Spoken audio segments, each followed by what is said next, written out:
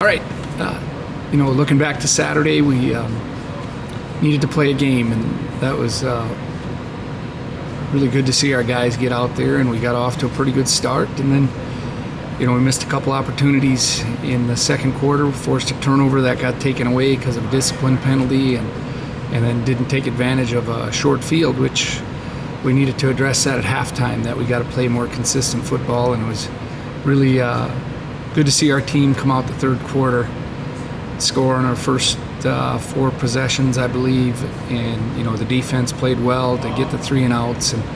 But a lot of work to do yet, a lot of improvements to make. We'll take the win. We thought we had a lot of respect for Drake coming in because they're hard-nosed, play hard football, and our guys were able to play well enough to get a win, and now we move forward. Where do we sit with the quarterback situation right now? Yeah, Andrew, real proud of him, the way he came in and in a relief role. And, we're looking at Nate one day at a time here, and he couldn't finish the game, was unable to finish on Saturday. So we'll just move forward from here and keep evaluating that. And we got to have all our guys ready to play, that's for sure. When you look at it, you've been around this a while now, and you coached in it in 15. When you look at this game, is it the number 1 team in the country, or is it the in-state rival? It's different for us now. It's a non-conference game. We're looking at it as a big opportunity for our program, to play the number 1 ranked team. Obviously, they're in close proximity, and there's going to be a lot of people talking about this and a lot of what we would consider outside noise. And we got to keep our guys focused on the preparation, and there's a challenge to that, the way there is with social media nowadays and access to a lot of information. There's a real challenge to that, and we're really going to work hard at keeping our guys focused on our preparation, and that's the best thing we can do now to get ready for this opponent. On Saturday, Dalton led the team with 8 carries for 64 yards. Just what did you think of his performance? Well, we're pleased. We felt like in fall camp he was just working hard and trying to get a feel for the offense, get a feel for what we're all about. He wasn't in spring ball. He just got here this summer, and we just felt he was making good progress throughout fall camp and getting more comfortable. And always good to see guys when they get their opportunity to make some plays and perform. And, we still got work to do with everybody, but we were pleased to see him play real aggressively and make some plays. Obviously, when you put up 47, the offense was working, but logistically with Danny, calling plays, how did that all go? And what did you guys kind of learn about that process with him calling plays and making sure that got relayed to the field? I think it went well. We always can do better, and we evaluate that at the end of the game. We talked about it right after the game. You get in on Sunday and you talk about it. We think we can be more efficient and do a better job. But for the first time out, we thought it went pretty well, and we're learning too.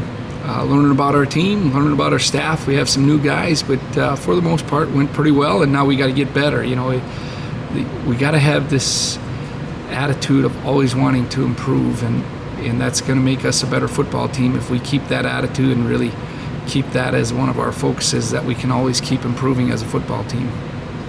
You took over a program that was 3-8 the year before you got here. What's it like to try to build a program in the FCS 70 miles away from a team that's had the amount of success that North Dakota State has had?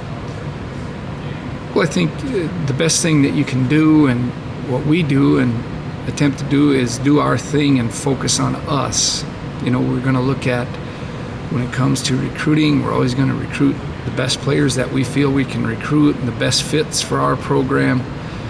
We're going to do the things offensively and defensively, special teams that fit our personnel, and really focus on us. That's the best thing you can do. Is it a challenge?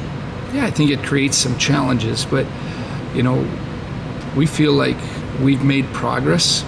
You always want to make more progress, and But I think this is one thing that we focused on, is really doing our thing and doing the way we feel we have to do it to keep getting our program better and better. Where did you feel like in the 2015 game that you weren't quite ready for that challenge yet, and do you feel like you've made any strides in that area that you needed to address? Well, in 2015, that's some time ago. We don't have the same players anymore, and boy, we were just getting started, coming off of our first year, and then getting into that environment. I think we had a lot of young players. If I remember we didn't hand the ball to John Santiago much in that game because we didn't know what we quite had yet. I just feel like at this point we've learned a lot about our team and learned about how we want to play, and yet it's going to be a challenge, but a really big opportunity for us. And we just want to keep focused on us and how we approach a huge opportunity at this time in our season, because it's really, this year we have 11 opportunities to build a resume. Last weekend was one, and this week is another one. It's a non-conference opponent that's the number one team in the country, so that's a huge opportunity. What challenges does NDSU's quarterback present defensively to you? Well, he's very athletic. Anytime you're athletic, you've got to be able to defend the quarterback run game. When he drops back to pass, if the play breaks down, he can make plays. So, he presents a challenge to a defense. There's no question. When you see a team put up 600 yards of offense, what do you think when you prepare for them the next week? Well, initially, when you look at stats, you say that they have explosive players, and you're going to have to really be on your game.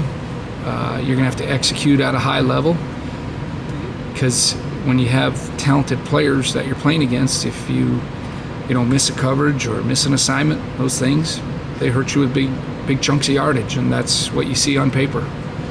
In terms of environment, obviously, that the Dome is loud, but like you said, there's a lot of guys that didn't play in this game in 15. What are you guys doing to prepare for the crowd noise that there will be for you, especially on offense for you guys? Yeah, you got to prepare for it. That's the wise thing to do. So how do you do that? You better practice with some noise at practice. That's how you do it, and we'll do the best that we can. And we've already had a plan going forward how we're going to do that. And you got to really prepare for it, because it's an environment that you're going to have the crowd noise to deal with. Does it help having that experience already with it, at least from a coaching standpoint, to impress upon the kids? Yeah, I think so. You can relay a message to them. Have our guys played in those environments? There were some outdoor stadiums. Defensively, we deal with it at home because we have crowd noise in our facility. But now it moves more probably to the offensive side of the ball, and we'll have to be really prepared for it, because we know it's something you're going to deal with when you get down there on Saturday.